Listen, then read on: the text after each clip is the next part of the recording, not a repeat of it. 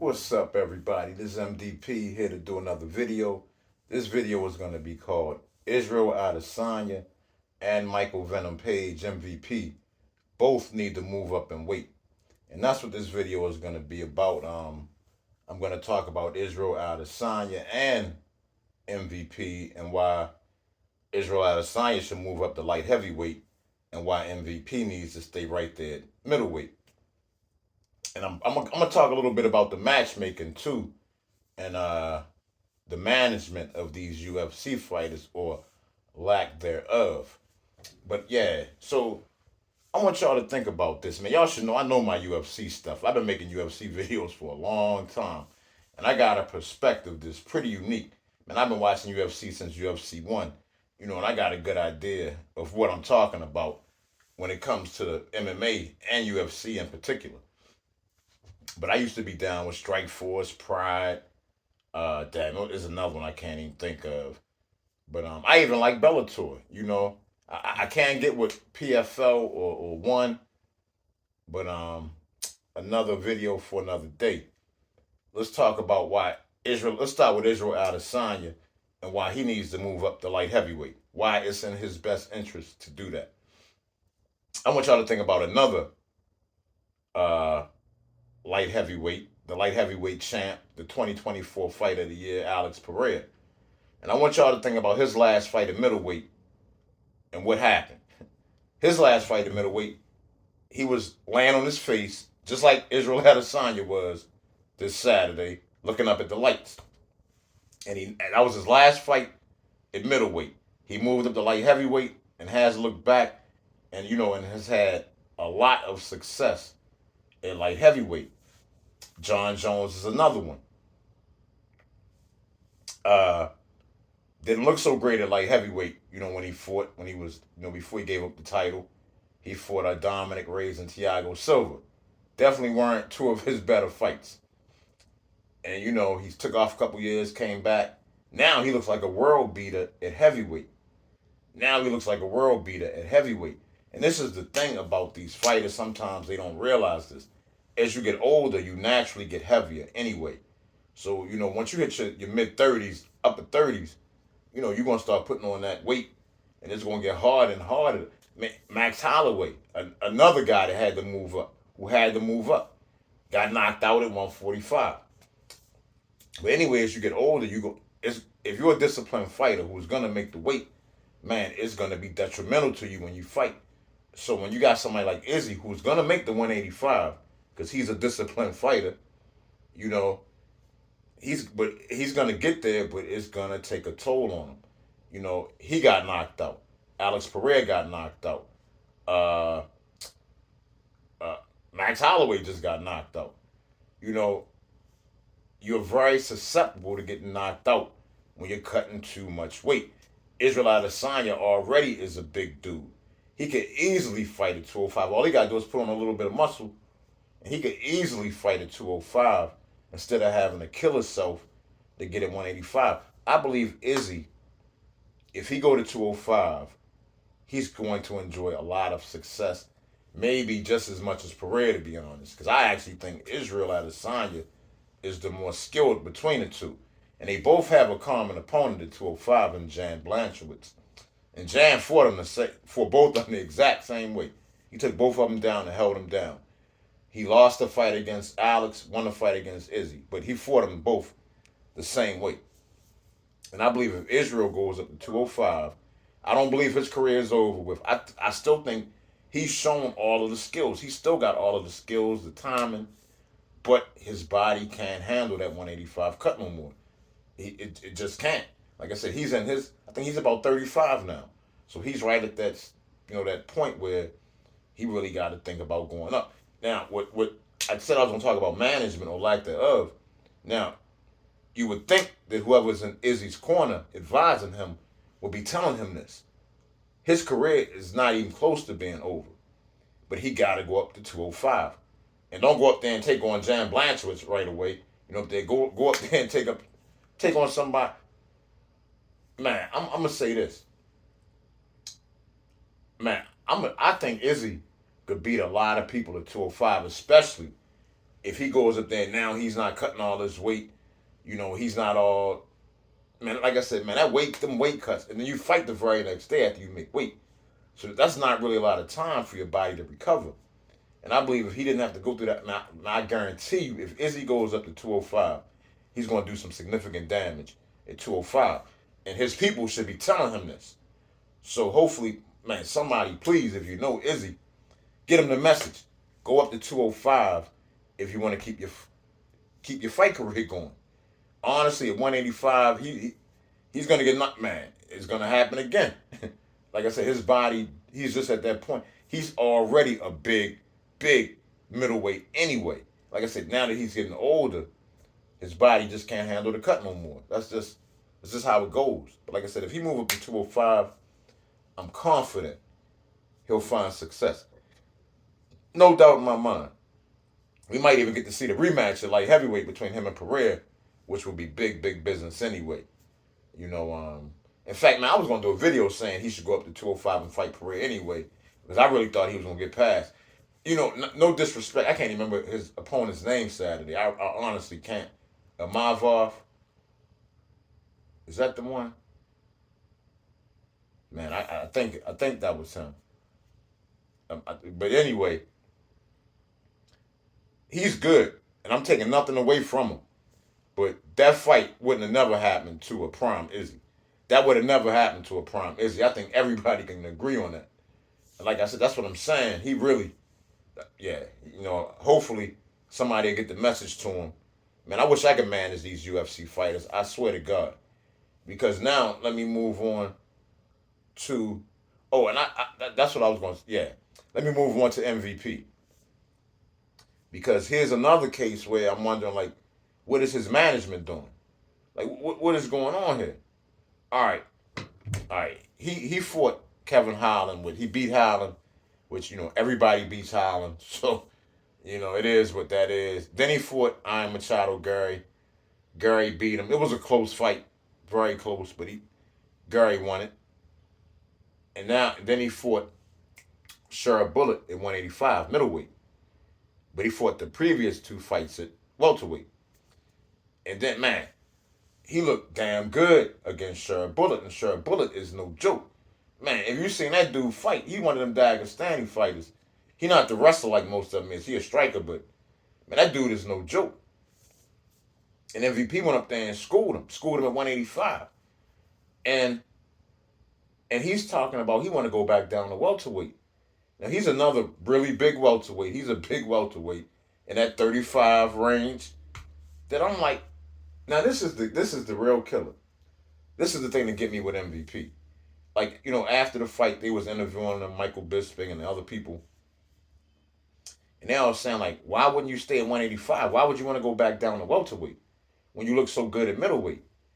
And this is what he said. I'm kind of paraphrasing, but he said that he still sees a path to the title at welterweight. He says that he has more opportunities at welterweight. And I'm like, all right, that tells me right there that, okay, either his management hasn't talked to him or his management is idiots. Because and honestly, there's no way that MVP shouldn't be more informed than that. Man, welterweight is a tank of sharks when it comes to wrestlers. Welterweight is always the strongest division when it comes to wrestlers. Everybody at the top end is a very powerful wrestler. Every one of them. Even Leon Edwards, very powerful wrestler. Bilal the Champ, all of these guys. Kobe, you know what I'm saying? Even Umanza, he been knocking people out. But if he needs to, he can wrestle. I don't see that was like one of the dumbest things I've ever heard somebody say. I'm like, now, whereas at middleweight, you got nothing but strikers. Nothing but strikers like MVP, like Israel Adesanya and Sean Strickland. Now, Dricky's will wrestle, but he can strike too. You know what I'm saying? He can go either way. He's just a complete mixed martial artist. And, but there are a lot of good strikers at 185. They are the only fighter who I would really want to see him fight at welterweight is Stephen Wonderboy Thompson. But speaking of fighters who should move up, Wonderboy is another fighter that, and I honestly, I made the video about MVP and Israel Adesanya because I just saw them fighting.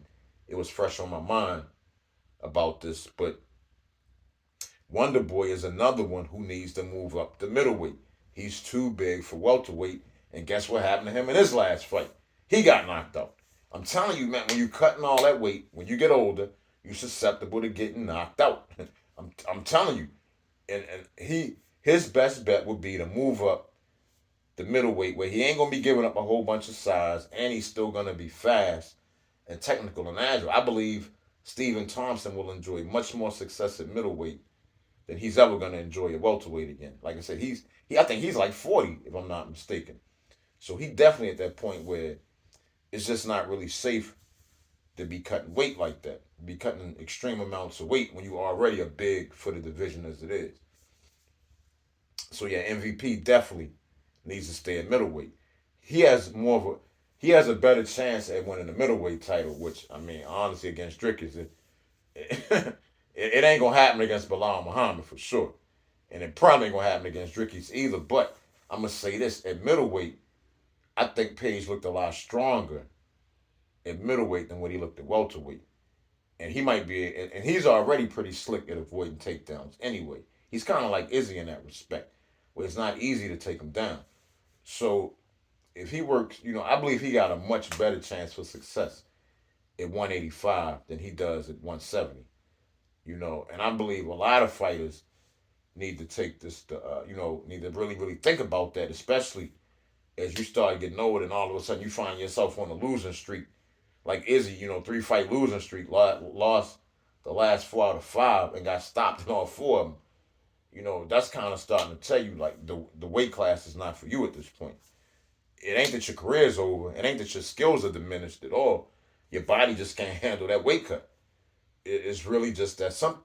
Like I said, you just get to a point, you get to an age, and your body can't handle that weight cut, especially when you're already huge for the division. Izzy is a big middleweight anyway. And then, like I said, as you get older, your body starts holding on to that size. You got to go up. You can't keep cutting extreme amounts of weight. And if you do, you're susceptible to the knockout. You're susceptible to the knockout. And all of the people I mentioned got knocked out in their last fights. Except for MVP. He didn't get knocked out. But he still looks way better. Like MVP has never been knocked out. He might have got TKO'd, but I know he's never been knocked out. Yeah, but he looked way better in middleweight, I thought, especially against somebody as tough as Sherrod Bullet, who was undefeated, 15-0. He gave him his first MVP gave him his first loss at middleweight, and he just lost to I Am Machado Gary. And in my opinion, Gary is good and I like him, but I think Bullet is definitely a more dangerous striker. And yeah, and MVP looked really good against him in that fight. I mean, he never had him hurt or anything, but he's just so elusive and hard to hit and fast on the counterpunch, But yeah, man, a lot of this has to do with the management, though. Like I said, if nobody talked to, for him to come out and be that ignorant of the situation with the middleweight and welterweight division makes me think nobody's talked to him in an intelligent way. Because he's totally out of his mind if he think he has a more clear path to the title at welterweight than middleweight. And I'm talking MVP. And the same with Israel. Somebody should be telling him, okay, it's time to go up to light heavyweight. Middleweight is over with. It's time to go up. You're gonna find your success again at light heavyweight. And evidently these fighters don't have good management because look at Kevin Holland and how many bad fights he's been put in. And I'm like, man, who is his management? Man, he ought to be suing them. Kevin Holland should be suing them for money at this point. Whoever's been managing him and advising him on taking one bad fight after another that he has no chance of winning. And even Bryce Mitchell, who I've always liked Bryce, but man, he gonna come out and say that stupid stuff about World War II.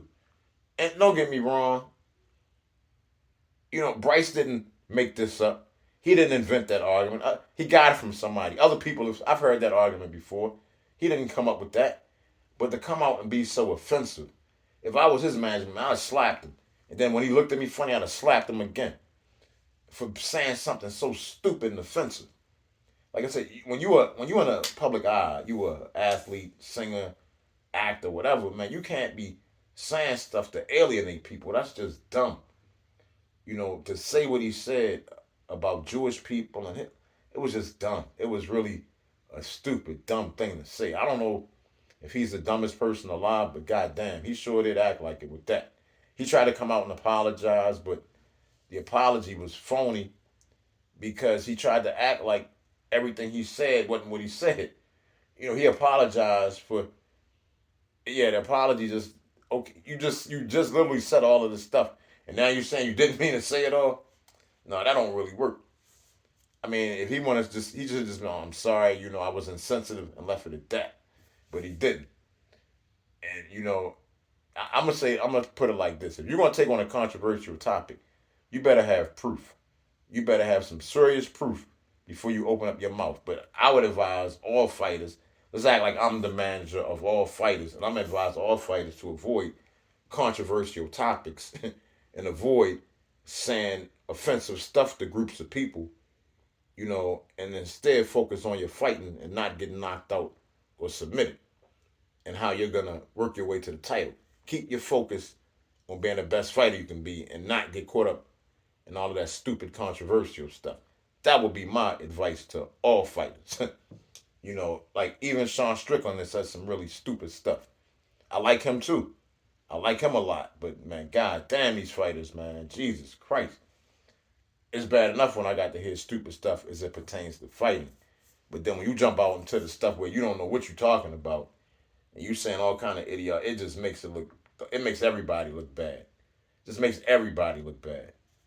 So, if you're a manager or you're advising fighters, man, tell them to watch what they say.